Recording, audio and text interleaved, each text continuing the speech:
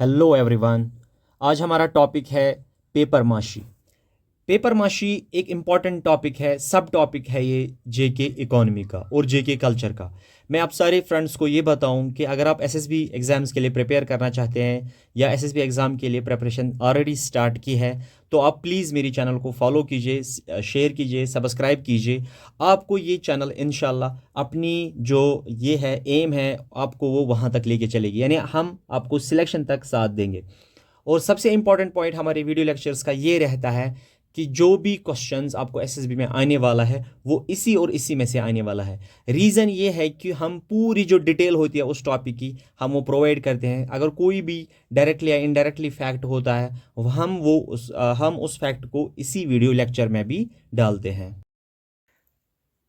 तो आइए करते हैं स्टार्ट। फ्रेंड्स, लेक्चर स्टार्ट करने से पहले आप प्लीज़ इस पिक्चर पे थोड़ा सा गौर व फिक्र कीजिए।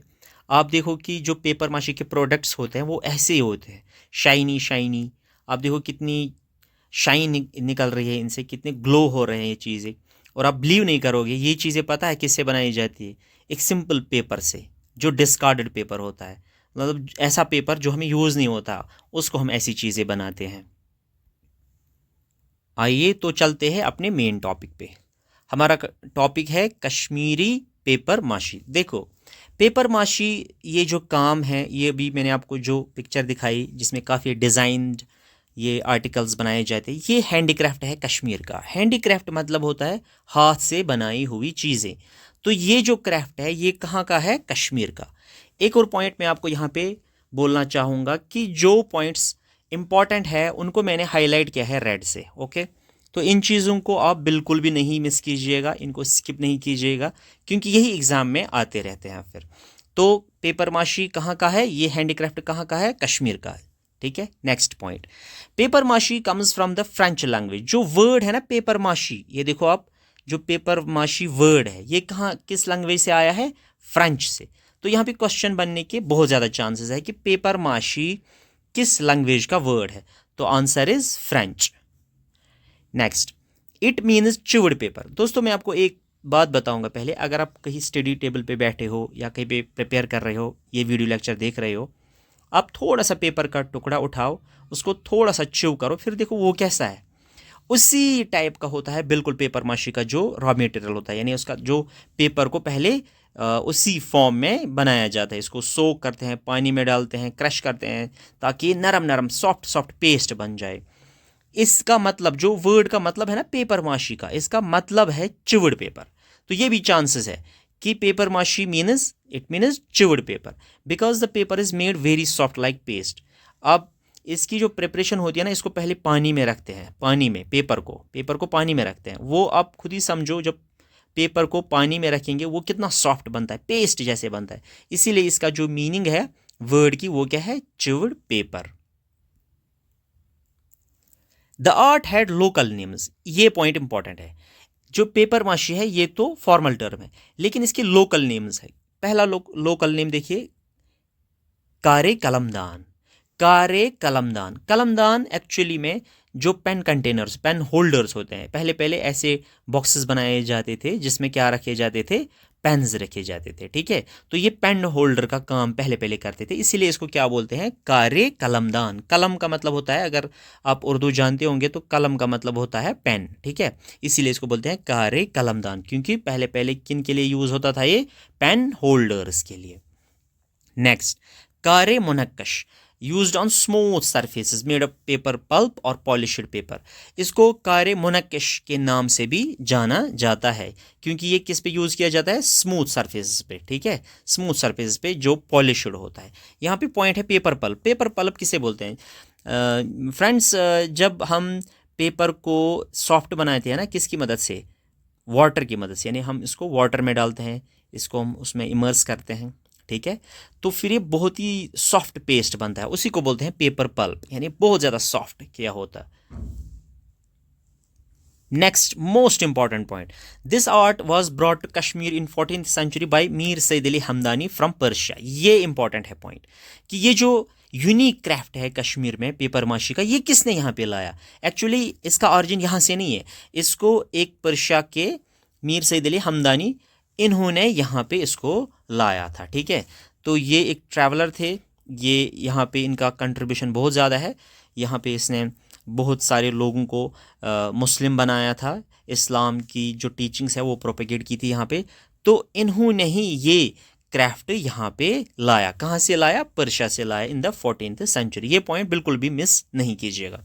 This craft is made mainly from paper pulp. अभी मैंने बोला पेपर पल्प यानी सॉफ्ट पेपर, जिसको पहले पानी में सोक करते हैं, सोक वेस्ट पेपर इन वाटर। ठीक है, जो पानी होता है, पानी में क्या डालते हैं? वेस्ट पेपर, जो भी कोई खराब वरा पेपर वेपर होता है उसको डालते हैं उसमें, तो फिर वो पेस्ट बनता है, तो उसी को बोलते हैं पेपर पल्प, यानी पेपर से वो सॉफ्ट बनाया हुआ मटेरियल। ओके, ये point. The objects are very colourful and beautifully decorate. आपने पिक्चर, इसीलिए मैंने आपको पहले बोला कि आप पिक्चर पहले देखिए, आप खुद ही देखोगे कि वो कितने कलरफुल थे वहाँ पे, कितने ब्यूटीफुली डेकोरेटेड थे वहाँ पे।